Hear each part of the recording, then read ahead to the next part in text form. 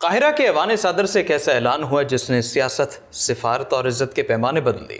دنیا حیران ہے۔ جس شخص کے فیصلوں نے مشرق وسطیٰ کو دہکا دیا، آج اسے امن کے نام پر مصر کا سب سے بڑا اعزاز دیا جا رہا ہے۔ جی ہاں، مصری صدر عبدالفتاح السیسی نے امریکی صدر ڈونلڈ ٹرمپ کو دیا ہے تمغہ نیل، مصر کا اعلیٰ ترین سول ایوارڈ۔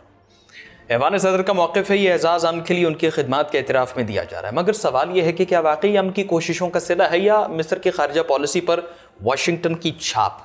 کیا تاریخ صفحے پر اب نیلسن منڈیلا، جیمی کارٹر اور ڈونلڈ ٹرمپ ایک ہی قطار میں لکھے جائیں گے؟ اور کیا مصر کی یہ تعریف دراصل ایک سیاسی ضرورت بن چکی ہے؟ سوشل میڈیا پر طوفان ہے، قاہرہ میں بحث چڑھ چکی ہے، دنیا پوچھ رہی ہے تمغہ نیل یا تمغہ مصلحت؟ یہ فیصلہ صرف ایک ایوارڈ نہیں بلکہ مشرق وسطیٰ کے بدلتے توازن کا اشارہ ہے۔ آپ دیکھ رہے ہیں 92 ڈیجیٹل، میں ہوں اسامہ غیور اختر۔ ویورز، مصر کے ایوان صدر کی جانب سے جاری کردہ ایک سرکاری اعلان نے نہ صرف ملک بلکہ دنیا بھر میں ایک بحث چھیڑ دی ہے۔ مصری صدر عبدالفتاح السیسی نے امریکی صدر ڈونلڈ ٹرمپ کو ملک کا سب سے بڑا اعزاز آرڈر آف دی نیل یعنی تمغہ نیل دینے کا فیصلہ کیا ہے۔ ایوان صدر سے جاری کیا گیا بیان کہتا ہے یہ تمغہ ٹرمپ کو امن کی کوششوں اور تنازعات کے حل میں ان کی نمایاں خدمات کے اعتراف میں دیا جا رہا ہے، خاص طور پر حال ہی میں غزہ جنگ کے خاتمے میں ان کے اہم کردار کے لیے۔ یہ فیصلہ شرم الشیخ میں دونوں صدور کے سربراہی اجلاس کے موقع پر کیا گیا، جس میں مشرق وسطیٰ میں امن پر بات چیت کے لیے 20 سے زائد رہنما اکٹھے ہوئے۔ اب بات کر لیتے ہیں کہ نیل ہار یا تمغہ نیل کیا ہے، صدر ٹرمپ کو کیوں دیا جا رہا ہے۔ تمغہ نیل مصر کا سب سے بڑا سول ایوارڈ ہے۔ یہ سب سے پہلے سلطان حسین کامل کے دور حکومت میں 1915 میں پیش کیا گیا تھا، ان لوگوں کے اعزاز میں جنہوں نے مصر یا انسانیت کے لیے ممتاز خدمات انجام دی ہیں۔ جولائی 1952 کے انقلاب اور ملک میں جمہوریت کے اعلان کے بعد اس اعزازی نظام کو مکمل طور پر دوبارہ منظم کیا گیا اور تمغہ نیل ملک کا سب سے بڑا اعزاز بن گیا۔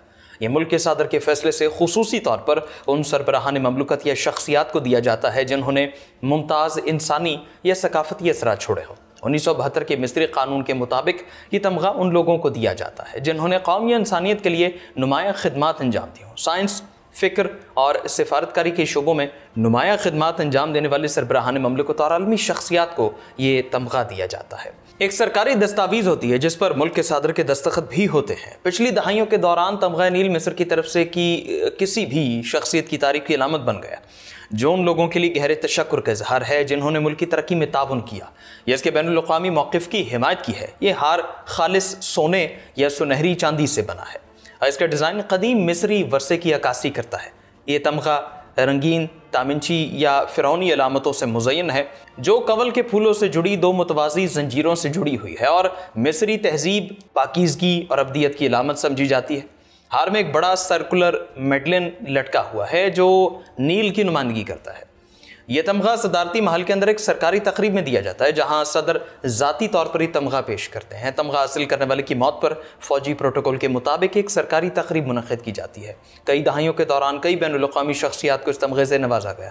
1979 میں صدر انور سادات نے امریکی صدر جیمی کارٹر کو مصر اسرائیل امن معاہدے تک پہنچنے میں ان کے اہم کردار کے اعتراف میں میڈل دیا تھا۔ یوگوسلاویہ کے رہنما جوزف بورز ٹیوٹو یہ تمغہ حاصل کرنے والے پہلے غیر ملکی رہنماؤں میں سے ایک ہے جنہیں 1955 میں صدر جمال عبد الناصر سے یہ اعزاز ملا تھا۔ 1975 میں ملکہ الزبتھ دوم کو مصر کے سرکاری دورے کے موقع پر یہ تمغہ دیا گیا تھا۔ اگلے برس صدر انور سادات نے اکتوبر 1973 کی جنگ کے دوران مصر کے لیے ان کے ملکی حمایت کی تعریف یوں کی اور یہ اعزاز سلطان قابوس بن سعید کو دیا۔ 1990 میں نیلسن منڈیلا نے اسے نسلی تفریق کے خلاف جدوجہد کے اعتراف میں حاصل کیا، جبکہ اسی سال صدر حسنی مبارک نے اسے جاپان کے شہنشاہ اکیٹو کو دونوں ممالک کے درمیان دوستی کے اظہار کے طور پر پیش کیا ہے۔ حالیہ برسوں میں تمغہ نیل شاہ سلمان بن عبدالعزیز، شاہ حمد بن عیسی الخلیفہ اور موریتانیہ کے صدر محمد ولد عبدالعزیز کو دیا گیا، جو مصر اور ان ممالک کے درمیان گہرے سیاسی اور تاریخی تعلقات کو اجاگر کرتا ہے۔ بلا شبہ امریکی صدر ڈونلڈ ٹرمپ کو نیل نیکلس دینے کا فیصلہ خطے میں پے در پے ہونے والی پیش رفتوں کے دوران سامنے آیا۔ سرکاری بیان کے مطابق یہ فیصلہ ان کی امن کی کوششوں اور تنازعات کو کم کرنے کے لیے تعاون کے اعتراف میں کیا گیا۔ حال ہی میں غزہ جنگ کے خاتمے میں ان کے اہم کردار۔ ٹرمپ نے اسرائیل اور حماس کے درمیان بالواسطہ مذاکرات کی سرپرستی کی، جس کی وجہ سے غزہ میں جنگ بندی معاہدہ ہوا، جس میں مصر، امریکہ، قطر نے بطور ثالث کردار ادا کیا۔ اس سے قاہرہ کو مسئلہ فلسطین میں بنیادی ثالث کے طور پر اپنی پوزیشن مضبوط کرنے کا موقع ملا۔ امریکی صدر کو تمغہ دینے کا فیصلہ بحث و تکرار کے بغیر نہیں ہوا۔ جہاں کچھ لوگوں نے اسے امن کے حصول کی کوششوں کو خراج تحسین کے طور پر دیکھا، ناقدین نے دلیل دی کہ اب اس تمغے کو تاریخی اقدار کے بجائے سیاسی مفادات کے لیے استعمال کیا جا رہا ہے۔